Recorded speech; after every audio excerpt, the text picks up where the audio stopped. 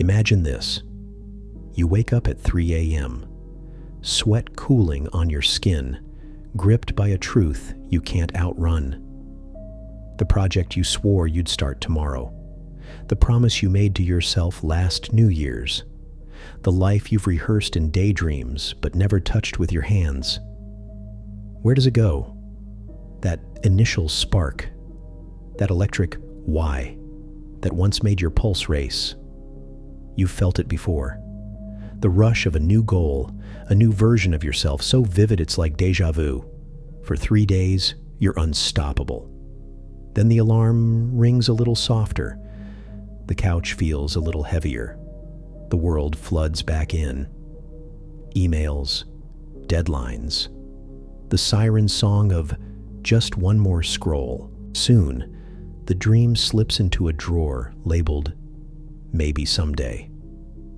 Why does this cycle repeat, like a broken record etched into your bones? Why do we fetishize motivation, chasing it like addicts chasing a high, while treating discipline like a dull chore? Here's the uncomfortable truth. Motivation is a fair weather friend. It thrives on novelty, applause, and the sweet lie of easy. But what happens when the spotlight dims? When no one's watching? When the world refuses to bend to your whims? You've been sold a myth, a cultural mantra that whispers, wait for the spark, trust your feelings, follow your joy. But ancient philosophers knew better. The Stoics wrote of ascesis, daily training of the will. Buddhist monks mastered sitting with discomfort. Nietzsche called it a long obedience in the same direction. They understood modernity forgot. Feeling follows action, not the other way around. So ask yourself, who are you when the excitement fades? When the crowd leaves? When you're alone in the dark with only your resolve? This isn't abstract.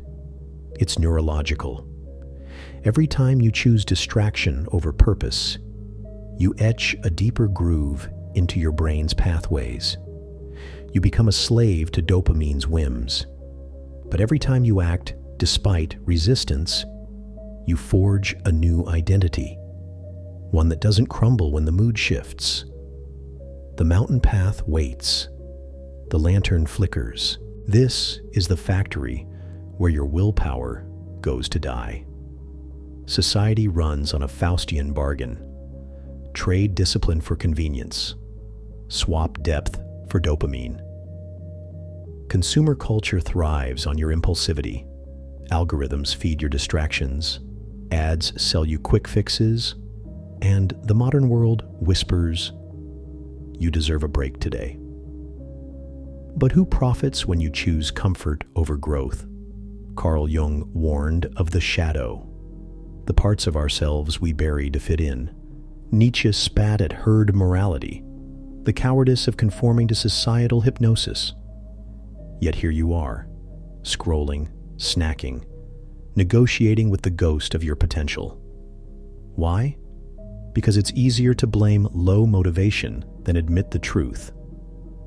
You've been conditioned to fear effort.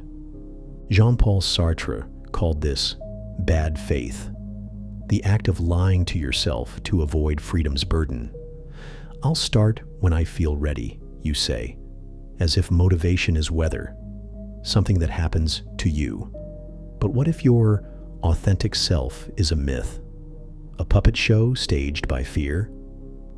Viktor Frankl, surviving Auschwitz, wrote, "Between stimulus and response, there is a space. In that space is our power to choose." Yet we've surrendered that space, not to tyrants, but to TikToks, not to chains, but to the illusion of choice. Every I can't is a brick in a prison you built yourself. Arthur Schopenhauer saw it clearly. Man can do what he wills, but he cannot will what he wills. You are not your thoughts, not your cravings. You are the will that chooses to feed them or starve them. But here's the trap.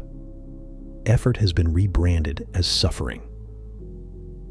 We've pathologized discipline as repression, reframed laziness as self-care. Aldous Huxley's Brave New World prophesied this, a dystopia pacified by pleasure, numbed by comfort. The modern soma isn't a pill. It's the endless scroll, the bingeable show, the cult of you do you. Ask yourself, who benefits when you mistake comfort for freedom? This is the paradox no influencer will tell you. Discipline is self-love. Not the spa day, treat yourself kind. The kind that stitches your wounds with grit and says, you will not die from this discomfort. Jungian psychology demands confronting the shadow, the part of you that wants to stay small, safe, and unremarkable. Nietzsche's Übermensch must create meaning in a godless world. But we've replaced gods with likes, rituals with routines, and purpose with productivity hacks. The result? A soul suffocating under the weight of easy. We've turned discipline into a moral failing, a relic of bootstraps and Puritan guilt. But this is a lie. The ancients knew willpower is the antidote to existential dread. Without it, you float in Kierkegaard's sea of anxiety, tossed by every wave of emotion. The hidden problem isn't laziness, it's ontological vertigo. The terror of realizing you must author your own life. No script, no guarantees, just the daily choice. Build a legacy or feed the void. The factory hums. The wolves howl. The mirror waits. This is the arithmetic of avoidance. Every postponed effort compounds, not linearly, but exponentially. The skipped workout becomes a body that betrays you. The unwritten book becomes a graveyard of unlived selves. Freud called it the death drive, the subconscious urge to sabotage growth. But this isn't psychoanalysis. It's physics. Inertia is a force. Let it rain, and your future calcifies into a fossil of what if. You think you're preserving energy, but you're trading diamonds for dust. Neurons that fire together wire together. Each lazy choice reforges your brain into a temple to entropy. The tragedy? You won't notice until the hourglass cracks. Zoom out. This isn't just your crisis. A society allergic to discipline is a civilization building on sand. Art becomes content. Love becomes swipes. Wisdom becomes hot takes. The hedonic treadmill isn't a metaphor. It's the engine of late-stage capitalism. Aldous Huxley warned of a world drowned in irrelevance, where people love their oppression. Look around. We've outsourced our wills to algorithms, our purpose to metrics. The unseen consequence? A species-wide atrophy of the soul. We've become spectators of our own lives, mistaking consumption for creation, distraction for peace. Relationships starve here. Love requires presence, the discipline to listen when you'd rather speak, to stay when you'd rather flee. But we've weaponized convenience. Dating apps turn intimacy into a buffet. Friendships curdle into mutual distraction pacts. Viktor Frankl wrote that he who has a why can bear almost any how. But when your why is muted by Netflix and Ambien, even minor discomforts feel apocalyptic. The consequence? A loneliness epidemic. Not because we're alone, but because we've forgotten how to be alone. How to tolerate the silence where meaning grows. Here's the neurological heist. Every TikTok, every binge, every "I'll just check real quick" hijacks your reward circuitry. The brain's prefrontal cortex, the seat of discipline, shrinks like overcooked spinach. You're not weak. You've been hacked. Buddhists call this Mara, the demon of distraction. Modernity calls it the attention economy. Both know the truth. Your focus is the new oil, and every click is a rig pumping it dry. The consequence? A world where depth is extinct, where children think in hashtags and elders die streaming sitcoms they don't even like. This is the grand farce. You cling to the myth of autonomy while dancing to curated desires. The algorithms know you better than your mother. The ads whisper to your insecurities. Even your rebellions are branded. Buy this to stick it to the man. Jean-Paul Sartre spat. Hell is other people. But no, hell is realizing you've become a puppet of your own impulses, a slave to systems you didn't choose. The final consequence? A life lived in parentheses. A footnote to your own story. The hourglass drains. The mirrors crack. The carnival music fades. Rebellion begins here, in the furnace of repetition, not with grand gestures, but with the mundane. The 5 a.m. run. The unread book cracked open. The no to a distraction. The yes to a vow. Nietzsche's self-overcoming isn't glamorous. It's the work of a blacksmith sweating in the dark.